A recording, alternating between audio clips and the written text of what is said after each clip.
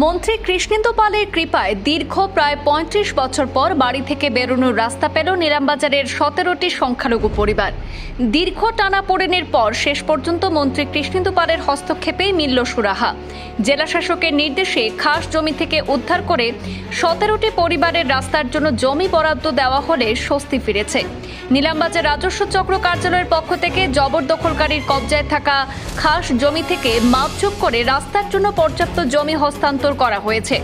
আগামীকালই শুরু হবে রাস্তা নির্মাণের কাজ। মন্ত্রী কৃষ্ণেন্দু পালের প্রতি কৃতজ্ঞতা জানিয়ে রাস্তার জন্য সরকারি তহবিল বরাদ্দেরও দাবি জানিয়েছেন ১৭টি সুবিধাভোগী পরিবারের প্রায় শতাধিক বাসিন্দা।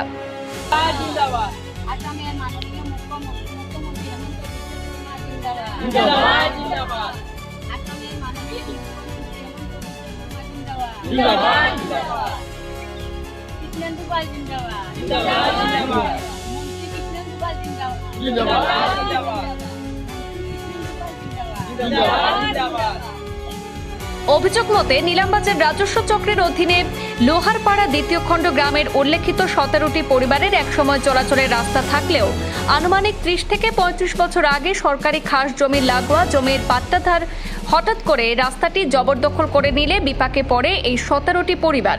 বাড়ি থেকে বেরোনোর একমাত্র রাস্তাটি বন্ধ হয়ে পড়লেও দীর্ঘ ৩ দশকের বেশি সময় ধরে এইসব বাসিন্দারা পরশীদের রাস্তা ব্যবহার করে চলতে হয়। বিগত দিনে ভুক্তভোগীরা মন্ত্রী কৃষ্ণেন্দু পালের দ্বারস্থ হলে তিনি চিঠি লিখেন শ্রীভূমির জেলাশাসককে। পুরনো সরকারি রাস্তাটি উদ্ধার করে দিতে জেলাশাসকের কাছে পৃথক আবেদন করেন ১৭টি পরিবার। শেষ পর্যন্ত জেলাশাসক এই ১৭ পরিবারের জন্য সরকারি খাস রাস্তা খুলে দিতে নির্দেশ দিলে গতকাল নিলামবাজার রাজস্ব চক্র কার্যালয়ের পক্ষ থেকে ডিমার্গ্রেশন করে সেখানে সরকারি খাস রাস্তা উদ্ধার করে চিহ্নিত করে দেওয়ায় স্বস্তি ফিরেছে। জানা গেছে, সুবিধাভোগীদের নিজস্ব অর্থায়নে আগামীকালই রাস্তা নির্মাণের কাজে হাত দেওয়া হবে, কিন্তু সরকারি সাহায্য ছাড়া পূর্ণাঙ্গ রাস্তা নির্মাণ সম্ভব নয়। তাই রাস্তার জন্য সরকারি তহবিল ব্যবস্থা করে দিতে মন্ত্রী কৃষ্ণেন্দু পালের হস্তক্ষেপ কামনা করেছেন স্থানীয় বাসিন্দারা। নিলামবাজার লোহারপাড়া আপনার গ্রামে আমরা সরকারি একটা কাশলেন জায়গা এদিকে আমরা দীর্ঘ কয়েক বছর আগে রাস্তা ছিল। এই রাস্তা হঠাৎ করিয়া একজন মানুষ দখল করছে।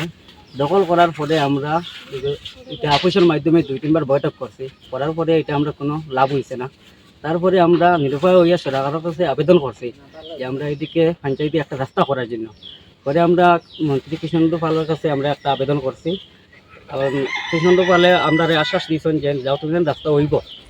পরে আমরা এটা নিলামবাজার সার্কুল আনিয়ে কাগজটা জমা দেওয়ার পরে ডিসি মহাশয়ের কাছে কাগজটা জমা দেওয়ার পরে বিগত ৪-৫ দিন আগে আমরা রাস্তাটা বার হয়েছে।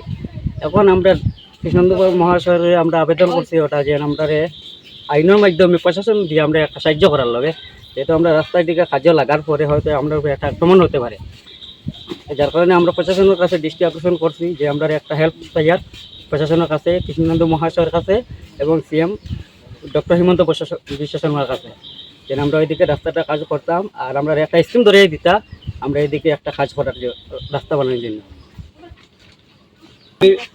সবচেয়ে এই রাস্তা বানানোর অবদান রয়েছে কৃষ্ণেন্দু পাল মহাশয়ের, তাঁকে আমরা অনেক অনেক ধন্যবাদ, ডক্টর হিমন্ত বিশ্ব শর্মার ধন্যবাদ এবং আমরা সার্কেল অফিসার ডিসি মহাশয় সবার জন্য ধন্যবাদ জানাইতে আছি।